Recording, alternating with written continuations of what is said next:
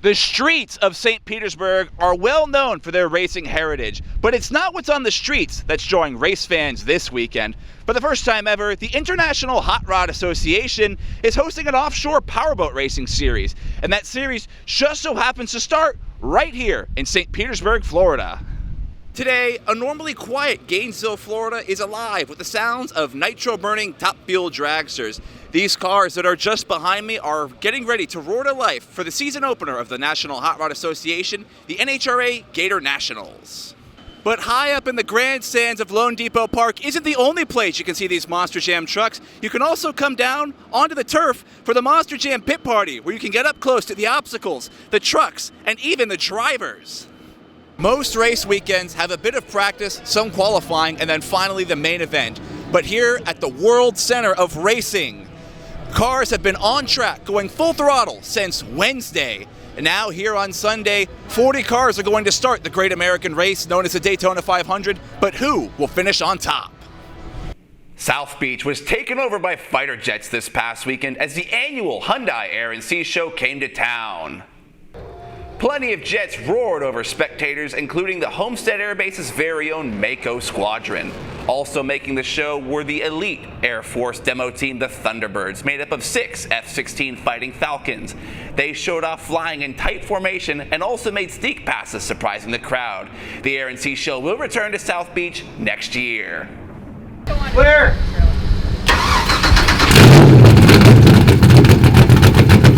I don't know, it was complete warfare. It was the most intense experience of my whole life, and I've done a lot of crazy things. That was awesome. It was the most epic battle I've ever experienced in my life.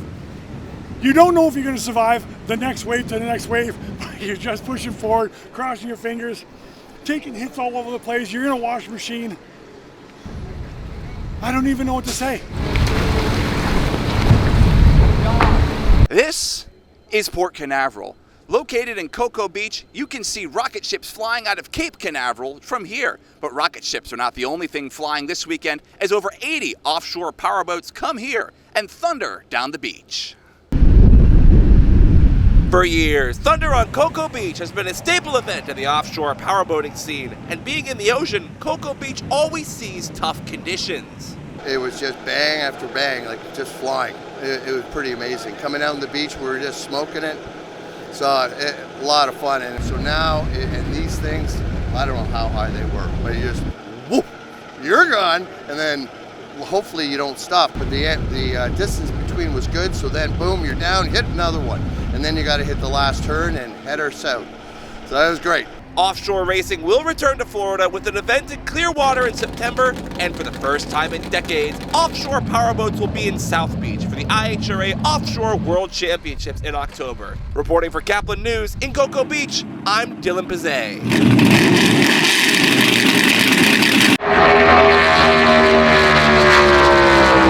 The opportunity to be able to do that.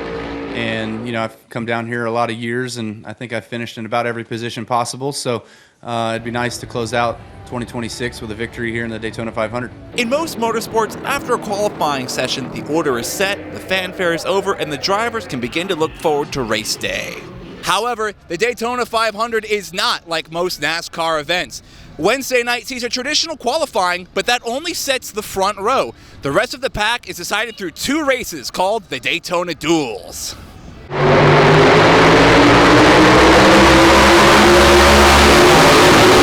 Daytona 500 could be a total wreckfest because, you know, if you think about, you know, duels, it's a heat race, and everyone's like, well, don't tear up your car, you know, get what you can out of it, but don't crash. And we wrecked a lot of stuff, and that's everyone not racing for the Daytona 500. Not only will it already be tricky to navigate a pack of cars at over 200 miles an hour, but the forecast for the Great American Race does not look promising, with wind speeds potentially in excess of 20 miles an hour. Generally speaking, when you have the wind blowing at your door and kind of at the left front area off of turn 4, which it sounds like, I haven't looked at the wind direction, but if that ends up being the case, then definitely makes things more challenging for us. That's a really tricky spot on the track. The Daytona 500 will be run Sunday at 2:30 p.m. Reporting in Daytona, I'm Dylan Pezet, Kaplan News.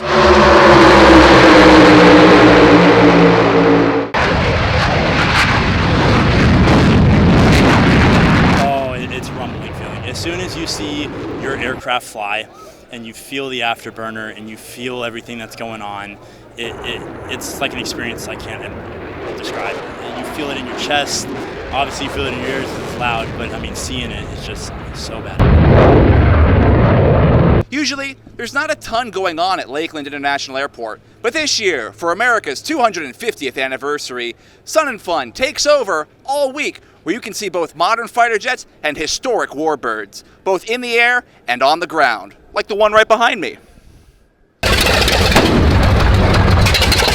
It is a combat vet, and when I get in that cockpit, I put my feet on the rudder pedals, I think about all the other pilots prior to me flying this aircraft, which was in the war and in the military operations. We were the first civilian owners of this aircraft, which then we rebuilt it. So it's very humbling to know its history, and then I'm at the controls.